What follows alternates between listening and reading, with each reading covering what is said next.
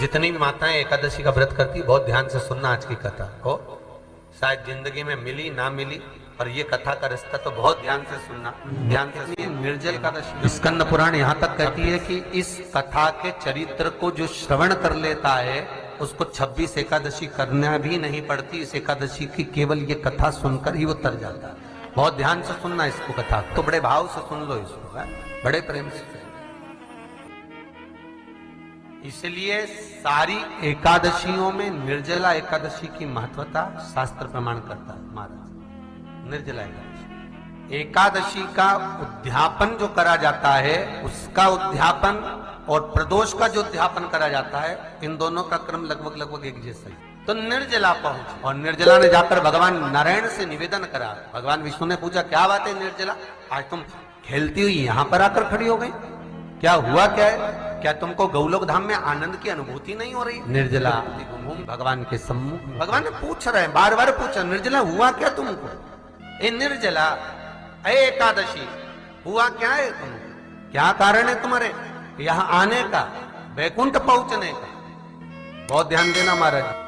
शास्त्र कहता है सोमवार, मंगलवार, बुधवार, गुरुवार, शुक्रवार, शनिवार, ये देवता वो देवता सबके व्रत कर लो, सारे व्रत कर लो, पर ये व्रत आपको परमात्मा के धाम तक लेकर नहीं जा सकते, क्योंकि इनका जो पुण्य है वो मृत्यु लोक में आप थोड़ा सा भी व्रत करते हैं तो पुण्य समाप्त हो जाता है। पर हिंदू धर्म के 3 व्रत ऐसे बता दिए जिन व्रतों का पुण्य समाप्त नहीं हुआ। हिंदू धर्म के 3 व्रत ऐसे हो गए जिनका पुण्य समाप्त नहीं हुआ। इनका पुण्य प्रबलता में बढ़ता गया।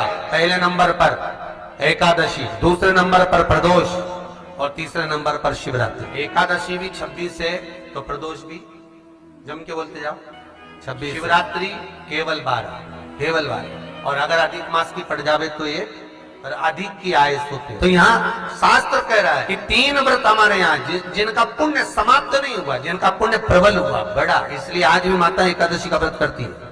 और एकादशी का व्रत कर कर अगर कोई जीवात्मा को देते हैं, कोई मर भी गया तो उसको एकादशी का दान दे, एकादशी का उसको दान किया है। महाराज निर्जला खड़ी,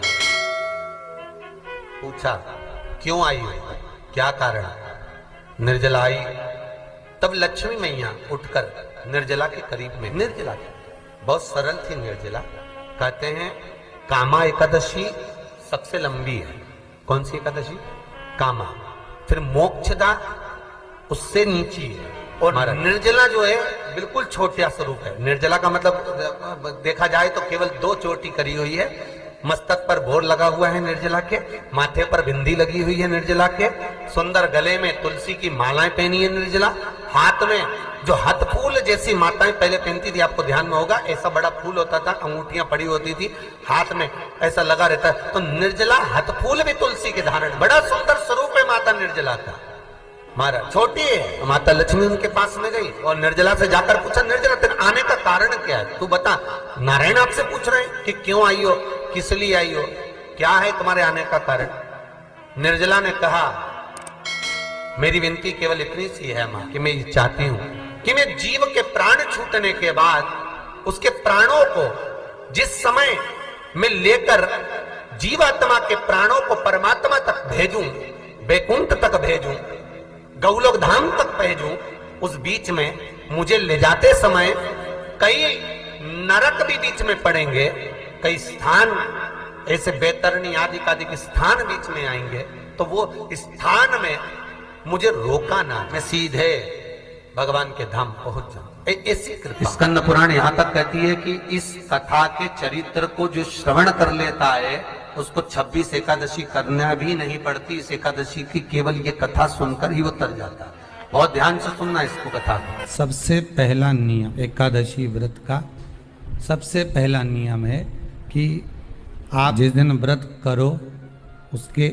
एक दिन पहले भक्ति का संचार इस हृदय में करो, भक्ति का संचार इस हृदय में कर लीजिए। जिस दिन आप व्रत करो, जैसे एकादशी का व्रत कर रहे हो तो 10वीं के दिन शाम का समय जब आवे, रात्रि जब होने लगे, शाम का समय आवे और रात्रि का आप जब भोजन ग्रहण करो तो उस भोजन में कोई ऐसा पदार्थ ग्रहण मत करिए जिस पदार्थ के कारण आपकी एकादशी बिगड़ जाए। कोई बेकार भोजन में श्रेष्ठ भोजन ग्रहण करिए। और एकादशी का दूसरा नियम बहुत ध्यान से सुनिएगा। जिस दिन आपकी एकादशी का व्रत हो उस दिन प्रयास करिएगा कि अपने हाथ से किसी भी वृक्ष की कोई पत्ती टूटे ना। अपने हाथ से किसी भी वृक्ष की, पौधे की, किसी भी वृक्ष की पत्ती अपने हाथ से ना टूटे।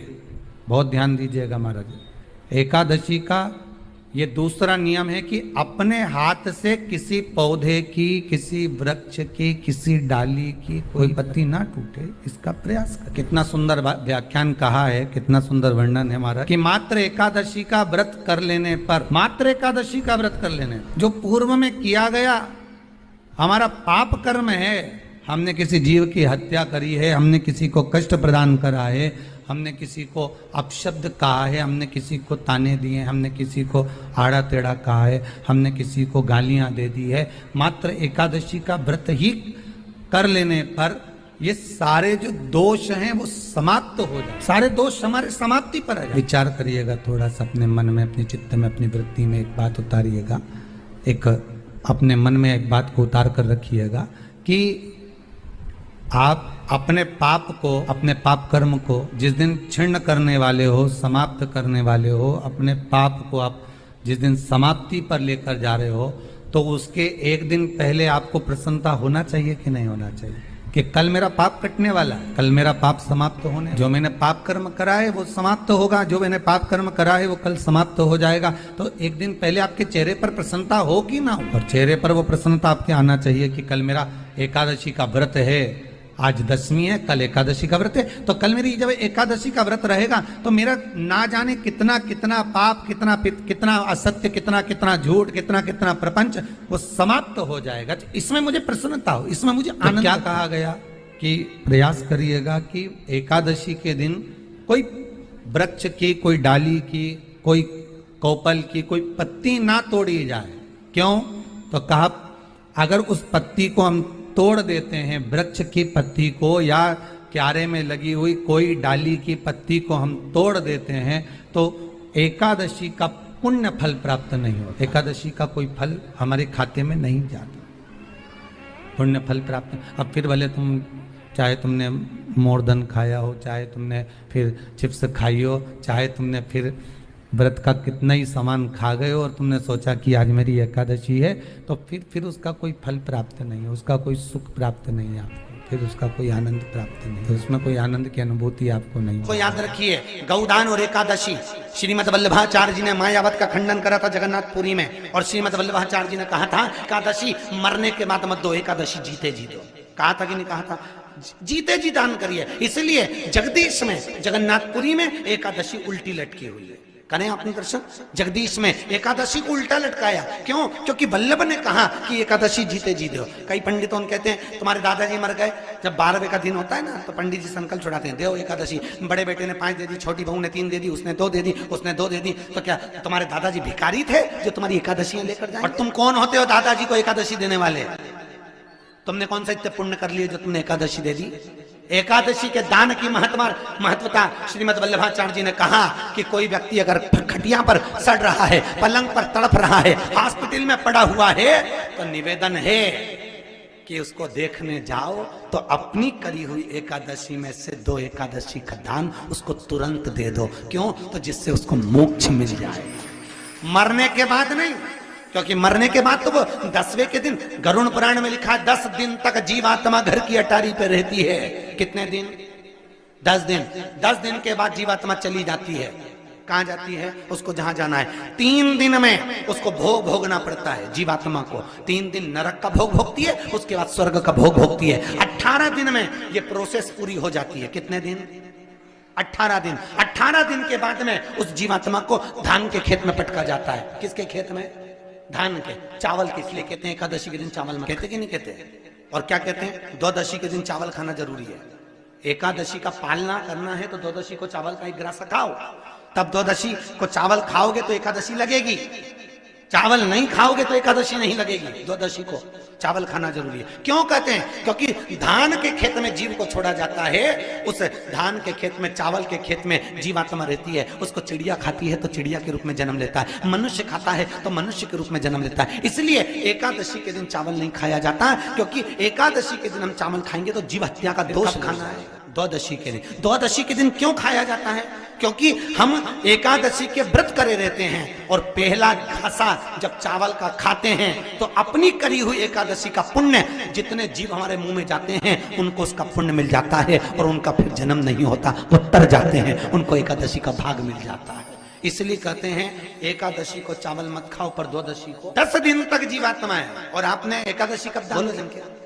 12वें के दिन, 13वें के दिन आपने एकादशी का दान दिया, वो मिली उनको? अरे बोलो अच्छे से। कई तो अभी तक कर रही होगी, हमारे दादाजी के निमित्त की कर रहे हैं, कर ले। फिर वही वाली बात आ गई, गुलाब के फूल में पानी जारी है। एकादशी के दिन शंकर भगवान को चावल का दाना चढ़ाना चाहिए कि नहीं चाहिए? बीमार व्यक्ति से, कोई बीमार व्यक्ति है, बहुत रोगीला, उसको बहुत रोग है, शुगर है, बीपी है, थायराइड है, सब कुछ है उसको, और वो रोगीला व्यक्ति जब डॉक्टर के पास जाकर पूछे, डॉक्टर साहब मेरी तबीयत ठीक नहीं रहती है, मैं बहुत कष्ट में रहती हूँ, बहुत तकलीफ है शरीर में, सावन का महीने का व्रत आ रहा है डॉक्टर साहब, 1 महीना में व्रत करती थी पहले, करूं कि नहीं करूं? तो डॉक्टर साहब क्या बोलेंगे? बोलते जाओ जरा जम के। डॉक्टर बोलेगा कि आप व्रत मत करो। डॉक्टर एक बात कहेंगे, शरीर स्वस्थ रखना है, व्रत बाद में हो जाएगा, अगले वर्ष कर लेना, पर अभी शरीर को सही रखने के लिए दोनों समय अच्छे पेट भरकर सात्विक भोजन करो और अपने शरीर को ठीक करो। सात्विक भोजन अपने शरीर को, व्रत बाद में भी हो जाएगा, अगले वर्ष। अभी तुम थोड़ा सवेरे 2 बिस्कुट ले लिया करो, सुबह नाश्ता ले लिया करो, भोजन ले लिया करो, फिर दोपहर में कुछ थोड़ी थोड़ी देर में खाते रहना चाहिए हो।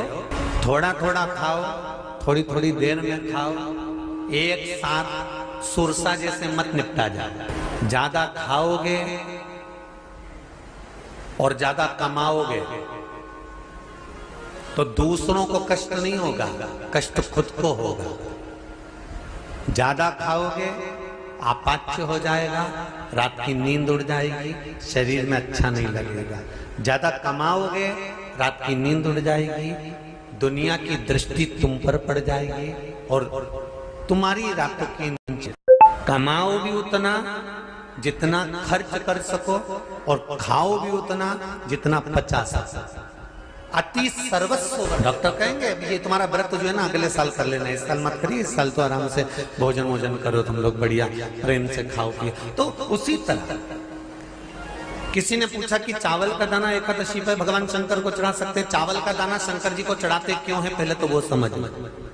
बेलपत्री का तो महत्व आपको बार बार बताया कि बेलपत्री शिव जी को क्यों चढ़ाई जाती है, कहीं रोग के लिए, कहीं बीमारी के लिए, कहीं किस कार्य के लिए, कहीं कोई कार्य के लिए, कहीं कोई कार्य के लिए। चावल का दाना अगर हम शंकर भगवान को चढ़ा रहे हैं तो क्यों चढ़ा रहे हैं, उसका कारण क्या है? चावल का दाना शिव को चढ़ाने का केवल एक कारण रहता है कि चावल को अक्षत कहते हैं। अक्षत का मतलब होता है अक्षय, उसका मतलब क्या होता है? अक्षय, जिसका कभी क्षय ना हो।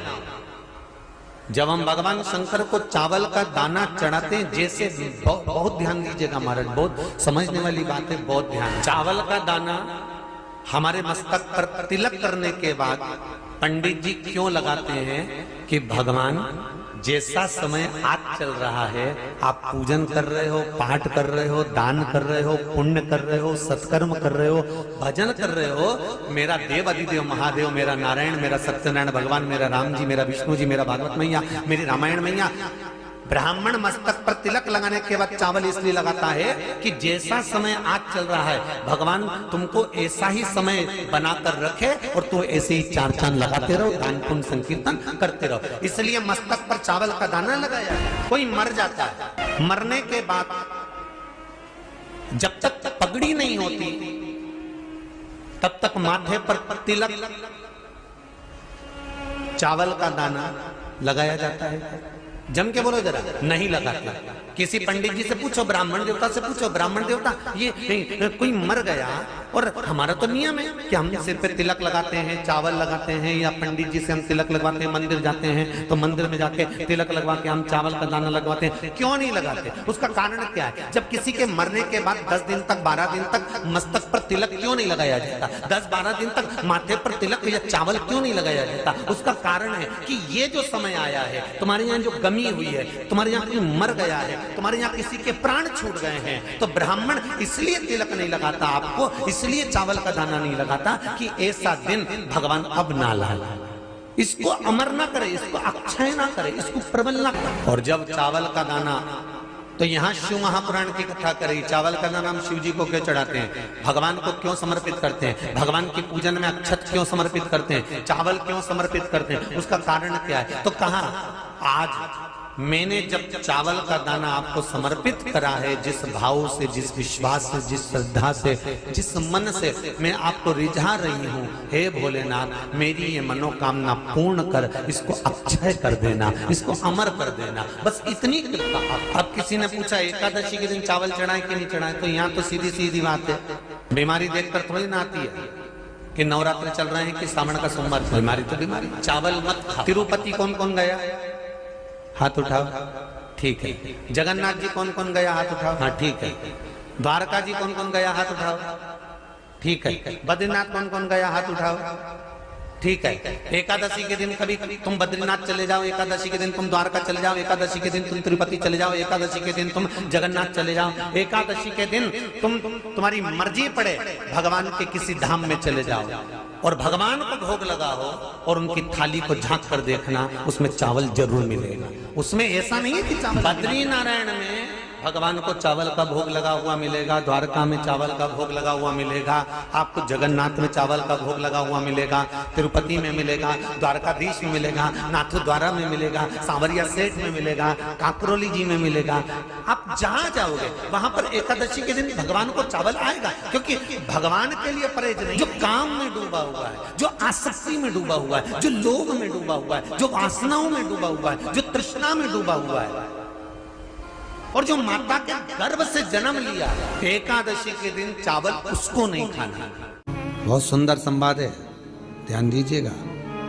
जिसके घर में कमाने वाले 2-4 हैं, पैसा तो आ रहा है पर घर में टिक नहीं रहा, डॉक्टर में, पुलिस में, एक्सीडेंट आदि में, कहीं गलत जगह पर व्यसन में अगर पैसा जा रहा है, जुए में, मांसाहार, मदिरा पान, या कहीं आया पैसा आने में कमी नहीं, आ रहा है पर टिक नहीं रहा, रुक नहीं रहा, कोई मांगने आ गया, दे दिया, फिर वहां से अपने पास नहीं आ रहा, अपन कह रहे हैं भैया हमारा पैसा लौटा दो, नहीं आ रहा। तो महाराज शिव महापुराण की कथा कहती है, एकादशी के दिन गंगा के जल में मात्र 7 बेलपत्री डालकर, जो नंदीश्वर भगवान अर्थात जो शंकर जी के शिवलिंग के सामने नंदी होता है, उस नंदी के चरण पर गंगा का जल चढ़ाकर बेलपत्री शिव पर समर्पित कर देता है, उसके घर में रुपया रुकना चालू हो जाता है, फिर वो गलत जगह पर नहीं जाता, गलत स्थान पर वो धन जाएगा ही नहीं। बेटा अगर व्यसन में पड़ा हुआ है, मदिरा पान में पड़ा हुआ है, मांसाहार में, जुए आदि में जा रहा है, तुम्हें लग रहा है कि मेरा बेटा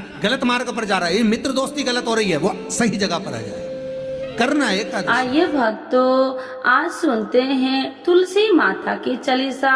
यह चालीसा सुनने से होती है हर रोगों से मुक्ति, मिलती है सुख समृद्धि का आशीर्वाद।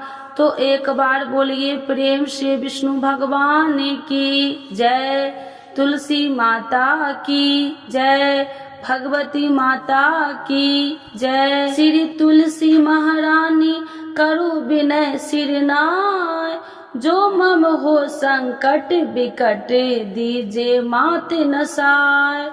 नमो नमो तुलसी महारानी, महिमा अमित न जाए बखानी, दियो विष्णु तुमको सम्माना, जग में छायो सुयस महाना। विष्णु प्रिय जय जयंती भवानी, तिहु लोक की हो सुख खानी। भगवत पूजा करे जो कोई, बिना तुम्हारे सफल न हो। जिन घर तब नहीं होए निवासा, उस पर करे विष्णु नहीं वासा, करे सदा जो तब नित सुमरन, ते ही के काज होए सब पूरन। कार्तिक मास महात्म्य तुम्हारा, जाको जानत सब संसारा, तब पूजन जो करे कुमारी, पावे सुंदर बर सुकुमारी। करे जो पूजा नित प्रति नारी, सुख संपत्ति से होए सुखारी।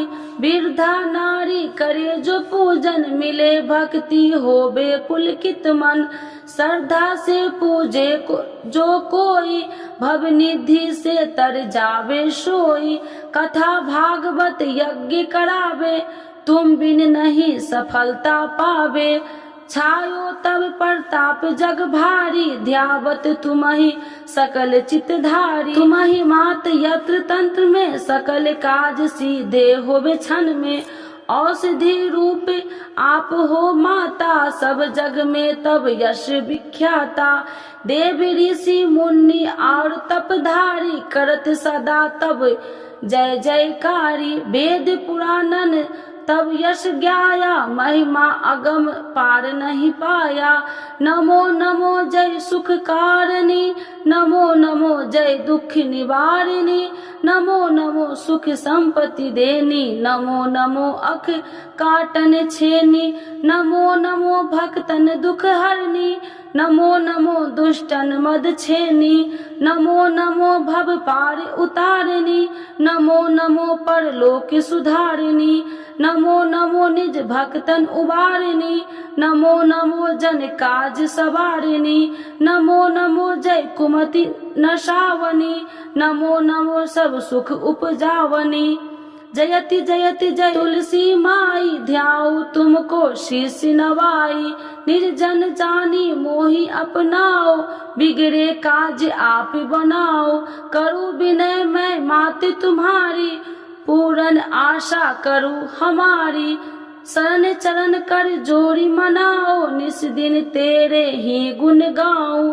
करहु मात यश अब मोह पर दाया, निर्मल होए सकल मम काया। मांगू मात या वर दीजे, सकल मनोरथ पूरन कीजे।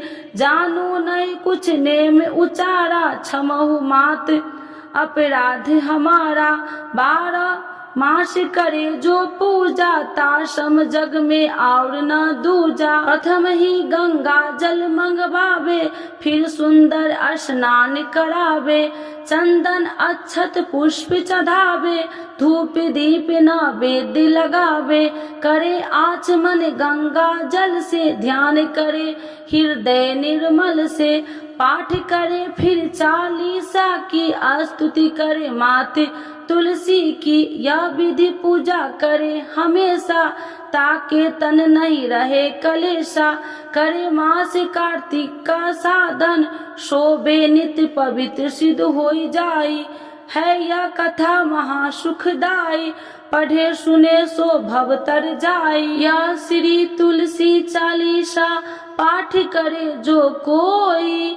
गोविंद सो फल पावही, जो मन इच्छा होई। तो एक बार बोलिए प्रेम श्री विष्णु भगवान की जय। तुलसी माता की जय, भगवती माता की जय, सर्वदेवी देवताओं की जय।